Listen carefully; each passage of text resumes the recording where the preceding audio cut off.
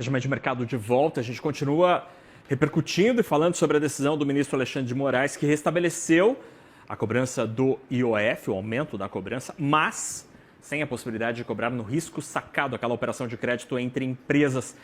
Para continuar entendendo os impactos desta decisão, converso agora com Rafael Cortes, sócio da Tendência Consultoria. Professor Rafael, qual é a tua leitura sobre o que foi anunciado agora? Dá para dizer que o governo saiu vitorioso dessa história? Será que o Congresso ficou chateado? Boa noite. Boa noite, Naka. Boa noite a todo mundo que está vindo aqui, CNN Money. Acho que o governo vitorioso. Bom, tem duas questões aqui. E talvez para explicar melhor o porquê da vitória do governo com a decisão do ministro Alexandre de Moraes. Tem uma questão mais de forma, que é a decisão, ela recupera a legalidade e a legitimidade das decisões do governo relativo ao IOF. Isso é importante porque é um tipo de decisão que legalmente é permitida por decreto, ou seja, é um tributo que já existe. Em tributos existentes, o governo consegue fazer mudanças, no caso do IOF, por decreto, então a decisão recupera essa capacidade, que é para além do governo, mas é da presidência da República.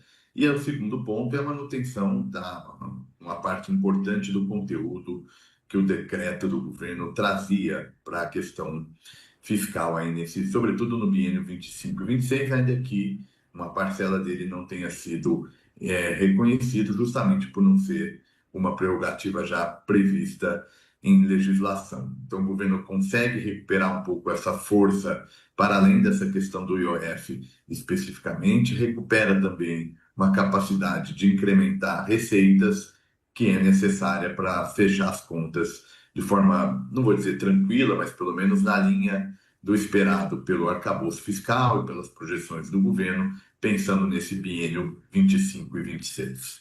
Agora, Rafael, o que dá para ler sobre o Congresso Nacional? Porque o impasse ou a polêmica toda foi a reação do Congresso com o decreto legislativo, que derrubou completamente este decreto, que volta, então, pelo menos parcialmente, ou na sua maioria, a partir desta decisão do ministro Alexandre de Moraes.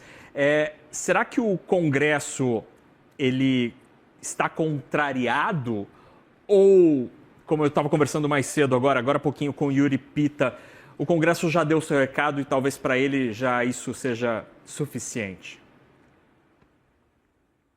Eu acho que sim, até porque não tem muito o que fazer, né? Seria uma luta inglória da parte do Legislativo querer responder acerca dessa matéria agora que o Supremo pacificou, né, pela decisão do ministro Alexandre de Moraes. E, de fato, a motivação para o comportamento das lideranças partidárias não tinha a ver com o IOF em si, mas com outros conflitos presentes na cena política brasileira, seja aqueles envolvendo emendas parlamentares, seja relativos à comunicação, à maneira como, por exemplo, em algum momento o ministro Fernando Haddad fez declarações percebidas como uma espécie de pressão em cima do Congresso, de tal sorte que acho que estamos longe de ter uma relação harmoniosa entre executivo e legislativo, mas pelo menos no tocante à força que cada um tem relativo ao IOF, isso ficou definido. Agora o governo volta, faz contas, né, para ter uma melhor ideia do quanto ainda vai precisar em termos de recuperar a arrecadação. Vale lembrar, né, Naka, que tem uma medida provisória em tramitação que estabelece alguns outros pontos também de recuperação de carga tributária para o governo definir, enfim, sua estratégia para esse biênio 25-26. Vale lembrar que no segundo semestre deve ter a votação da peça orçamentária para 2026, que é fundamental, tanto para governo quanto para Congresso, porque é o orçamento que vai estar vigente em ano eleitoral, né? Então, minimamente todo mundo quer alguma organização dessas finanças públicas, até para não ter maiores problemas com a execução das emendas parlamentares.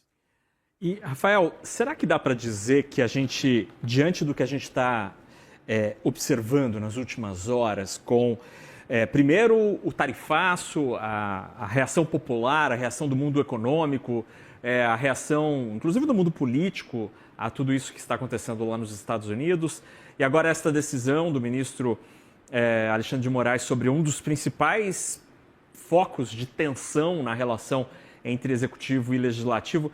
Será que dá para falar em uma espécie de reset nessa relação? Será que a bola está sendo colocada no chão por Xandão, pelo Alexandre de Moraes e por Donald Trump? Teve mudanças importantes, né? Eu não diria que receta, porque, enfim, ainda tem divergências grandes entre esquerda e direita no Brasil.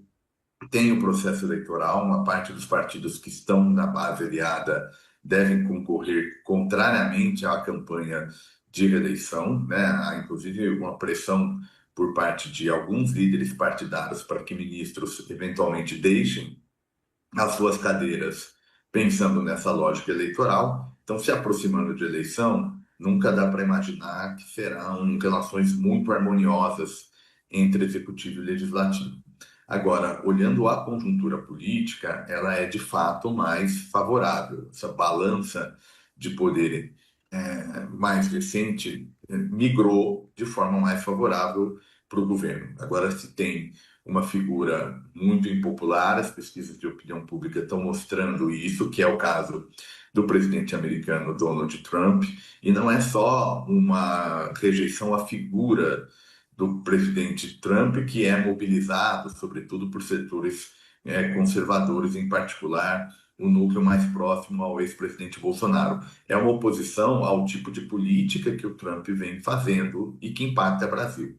A gente viu o tarifaço, agora já tem novas entrevistas e, entre aspas, ameaças de investigações em torno de regular comércio, até envolvendo pagamento de meio eletrônico, PIX e afins, de tal sorte que os temas estão ficando mais favoráveis para o governo. Um governo mais forte, né, temas que são mais favoráveis para o governo, pressiona as lideranças legislativas a tomar outro tipo de decisão. A gente viu recentemente os presidentes da Câmara e Senado num discurso muito harmonioso com o governo. Então, sim, não é um mar de rosas, não quer dizer agora que viveremos em harmonia por conta da eleição, mas o governo tem a possibilidade de encontrar um terreno um pouco mais fértil para os seus temas, pensando no segundo semestre de 2025, porque depois é ano de eleição e aí muita coisa fica parado mesmo.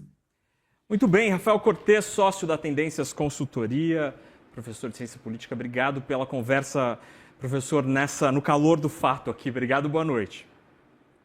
Eu que agradeço sempre a atenção do CNN Money, fico à disposição. Uma boa noite a todas e todos.